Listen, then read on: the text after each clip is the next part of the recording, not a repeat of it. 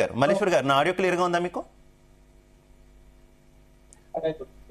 Yeah, Malleshwar గారు, మీ opinion ఏంటి మొత్తం వ్యవహారం మీద? రాజకీయ పార్టీలు అయితే ఈ ఆత్మహత్యను కూడా రాజకీయం చేసుకునేటటువంటి పనిలోనే పడినట్టయితే కనిపిస్తుంది. ఎవరికి వారు ఈ ఆత్మహత్యని హత్య కింద ప్రభుత్వం ఖాతాలోనో, అటు ప్రభుత్వ వర్గాలు అయితే బీజేపీ ఖాతాలోనో, ఒకరి ఖాతాలో ఒకరు వేసుకుంటున్నటువంటి సిచ్యువేషన్ కనిపిస్తుంది. అసలు ఏం జరుగుతుంది? అసలు ఈ బీసీ రాజకీయం ఏంటి తెలంగాణలో? ముందుగా ప్యానల్లో ఉన్నటువంటి మిత్రులకు మరియు జీపీఎల్ ప్రేక్షకులకు నమస్కారం. ఇవాళ అన్ఫార్చునేట్ ఏంటంటే సాయి ఈశ్వరాచారి మరణం అనేది బీసీ సమాజానికి ఒక తీరని లోటుగా భావించారు. ఎందుకంటే నాడు తెలంగాణ ఉద్యమంలో ఒక శ్రీకాంతాచారి తొలి అమరుడైతే వాళ్ళ బీసీ ఉద్యమం ఒక రాజకీయ కొలిమిలాగా మడుతున్నటువంటి రాజకీయ ఉద్యమంలో మరి ఈశ్వరాచారి బలిదానం చేసుకోవడం అనేది కొంత బీసీ సమాజాన్ని, తర్వాత ప్రయాసవాదులను కొంత కలవరపెట్టిందనే భాష. ఎందుకంటే నాడు చూస్తా ఉన్నాం ప్రతి విషయంలో. నేను ఎందుకు చెప్తున్నా అంటే ఈశ్వరాచారి కావచ్చు, శ్రీకాంత్ వారు ఇవాళ ఒకే సామాజిక వర్గానికి చెందినటువంటి వ్యక్తులు. వాళ్ళ తెగింపు, వాళ్ళ స్ఫూర్తి ఇవాళ మన 136 కులాలకు కనువిప్పు కావాల్సినటువంటి అవసరం ఉంది. ఎందుకంటే ఇవాళ వాస్తవంగా మరి ఒక విశ్వకర్మ బ్రాహ్మణుల అంటే మీకు వాళ్ళు, ఎందుకంటే ఎంత వాళ్ళ స్ఫూర్తిని మనం ఏ రకంగా చెప్పుకున్నా కూడా అది మర్చిపోలేనటువంటి సందర్భం. ఎందుకంటే ఒక కాలుకు ముళ్ళు గుచ్చుతూనే అవస్థపడుతున్నటువంటి పరిస్థితి. ఒక యాక్సిడెంట్ లో చిన్న కాలు చేయకపోతే మనం చూస్తున్నటువంటి పరిస్థితి. కానీ ఇవాళ తన కుటుంబానికి దూరమైతే తెలిసి కూడా ఒక బీసీ సమాజానికి కనువిప్పు చేసేందుకు బీసీ సమాజము మన వాళ్ళ ఐక్యత కొరకు బీసీ వారు చేసినటువంటి త్యాగము మామూలు విషయం కాదు.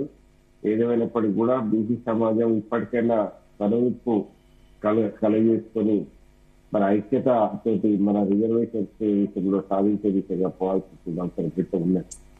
అయితే దీనికి ప్రధానంగా ఏంటంటే 42% రిజర్వేషన్స్ అంశము కాంగ్రెస్ పార్టీ కామారెడ్డి డిక్లరేషన్ లో తీసుకురావడం, దాని తర్వాత మనకు దానికి మద్దతుగానే ఒక రకంగా చెప్పాలంటే అది రాహుల్ గాంధీ డైరెక్షన్ లోనే జరిగింది అనే దానికి 24లో నాగ్పూర్ వేదికగా మనకు నాగ్పూర్ వేదికగా కులగణన చేస్తాం దేశమంతా అని చెప్పి మరి రాహుల్ గాంధీ ప్రకటించడం, ఇవన్నీ కూడా ఏంటంటే కొంత అనుకూలంగా ఉన్నది. పాత కాంగ్రెస్ వేరు, ఇప్పుడు రాహుల్ నాయకత్వంలో జరుగుతున్నటువంటి కాంగ్రెస్ వేరు అనే కొంత ఒక విశ్వాసంతో కొంత బీసీ సమాజం కూడా సపోర్ట్ చేసుకుంటా వచ్చింది.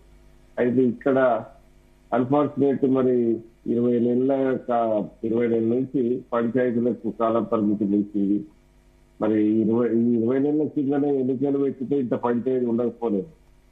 కానీ ఇప్పుడు ఏం జరిగిందంటే రిజర్వేషన్స్ అమలు చేసే వరకు మేము పెట్టము అనే దాని మీద కాంగ్రెస్ అనేక సందర్భాలు చెప్పింది. కానీ ఈ వాళ్ళు ఎక్కడైనా ఆర్థిక పరమైనటువంటి అంశాలతో ప్రణాళిక సంఘము మరి ఇచ్చినటువంటి గడువు వ్యవస్థ ఏదైతే ఉందో మార్చిలోపు కనుక మనము పంచాయతీలకు ఎన్నికలు పెట్టకపోతే దాదాపుగా 3,000 కోట్లు నీకు రిలీజ్ కావు లేకపోతే అనేది అన్ని కొంత వాడిని అంటే హెచ్చరించడము ఇవన్నీ కూడా జరిగినటువంటి పరిస్థితిలో ఎన్నికలకు పోవాలని. కానీ ఎన్నికలకు పోక అంటే 3,000 కోట్ల సమస్య చూసింది. కానీ ఇక్కడ 2.5 కోట్ల ఆత్మ గౌరవం దెబ్బతింటది అనేది కొంత ఆలోచించని పరిస్థితి కొంత అవుతుంది.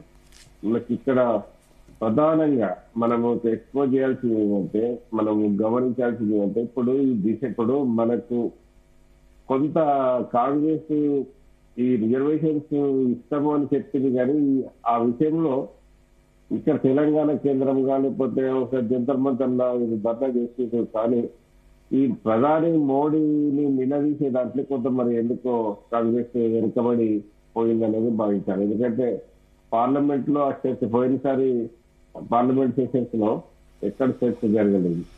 ఇప్పుడు కూడా పార్లమెంట్ సెషన్ లో చర్చ జరిగే ఈ విషయంలో కొంత ఇప్పుడు మొన్న మీటింగ్ పెట్టి చేసిరు ఈ అఖిలపక్షంతో అందరు ఎంపీలతోటి, కానీ ఇక్కడ ఈ దిశగా ఈ అంశం మీద మాట్లాడాలని డైరెక్షన్ కూడా ఇచ్చినటువంటి దాఖలాలు. రేవంత్ రెడ్డి ఒక్కటే అఖిలపక్షాన్ని తీసుకుపోయి ప్రధానమంత్రి అపాయింట్మెంట్ తీసుకొని అఖిలపక్షాన్ని తీసుకుపోయి అది అక్కడ వదిలిపెడితే అక్కడ కొంత వాళ్ళ అది బీజేపీ కోట్ల పడి ఆ ప్రయత్నం చేయకపోవడం వల్ల ఇలా బీజేపీ ఇలా గడ్డ మీదనే ఉన్నది. ఇక్కడ కాంగ్రెస్ కొంత అయితే మల్లేశ్వర్ గారు, కనీసం అఖిలపక్షం కాకపోయినా ఢిల్లీ వెళ్లి ప్రధానమంత్రిని కలుస్తున్నప్పుడు, రాష్ట్ర ప్రభుత్వానికి సంబంధించిన అంశాల విషయంలో కలుస్తున్నప్పుడు ఈ బీసీ అంశాన్ని కూడా చేర్చాలి, అప్పుడైనా విజ్ఞప్తి చేయాలని బీసీ సంఘాలు ఎప్పటి నుంచో అడుగుతున్నాయి. కానీ రీసెంట్ గా కూడా ఆయన ప్రధానమంత్రిని కలిశారు, రాష్ట్రానికి ఆహ్వానించారు, పెట్టుబడుల సదస్సులో పాల్గొనాలని చెప్పి. అప్పుడు కూడా ఈ అంశాన్ని కనీసం కూడా ప్రస్తావనకు తీసుకురాలేదని కొంతమంది బీసీలు మండిపడుతున్నటువంటి పరిస్థితి.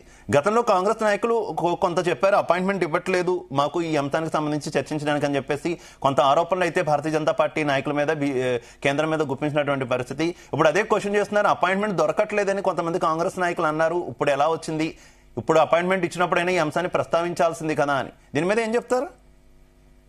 ఇప్పుడు అపాయింట్మెంట్ ప్రధానమంత్రి అపాయింట్మెంట్ ఇవ్వలేదు అనేది మనం చెప్పుకుంటున్న క్రమంలో, కాంగ్రెస్ చెప్తున్న క్రమంలో, ఇప్పుడు నిన్న ఏదైతే మనకు గ్లోబల్ సమ్మిట్ కి వెల్కమ్ చెప్పడానికి ఆహ్వానించడానికి పోయినటువంటి సందర్భంలో కొంత ఆ అంశాన్ని మరి చర్చ చేసే అవకాశము మరి లేకుండేనా, లేకపోతే ఆ ప్రయత్నం చేయలేదా అనేది కొంత స్పష్టంగా అవపడతా ఉంది.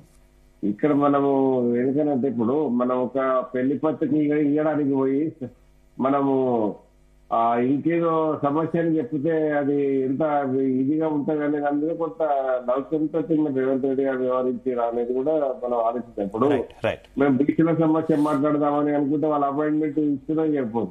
ఇప్పుడు ఇలా మనకు ఒక ఆహ్వానం పలకడానికి పోయిన సమస్య వేరు, దానికి దీనికి ముడిపెట్టాల్సిన అవసరం కాదు. కానీ ఇప్పుడు దీనికి స్పెషల్ గా అఖిలపక్షాన్ని తీసుకుపోయే ప్రయత్నంలో ఒక ప్రధానమంత్రి అపాయింట్మెంట్ తీసుకునే ప్రయత్నంలో ఇది ఫస్ట్ అసెంబ్లీ అంటే పార్లమెంట్ సెషన్ స్టార్ట్ కాక ముందుకే వాళ్ళ ప్రయత్నం కనుక చేస్తే ఇలా బీసీ సమాజం అంతా కూడా ఏంటంటే అదే కాంగ్రెస్ చేసే ప్రయత్నం అంతా చేసింది, ఇదంతా బీజేపీ దీనికి మన తొలి చేస్తున్నది అనే ఒక అపవాదం బీజేపీ మీద పడింది. అయితే ఇక్కడ ఏమైందంటే ఆ ప్రయత్నం చేయలేదు అనేది ఇక్కడ పబ్లిక్ అంతా. ఓకే మల్లేశ్వర్ గారు, మనతో పాటు కాంగ్రెస్ పార్టీ నుంచి టీపీసీసీ అధికార ప్రతినిధి డాక్టర్ చరణ్ కౌశిక్ యాదవ్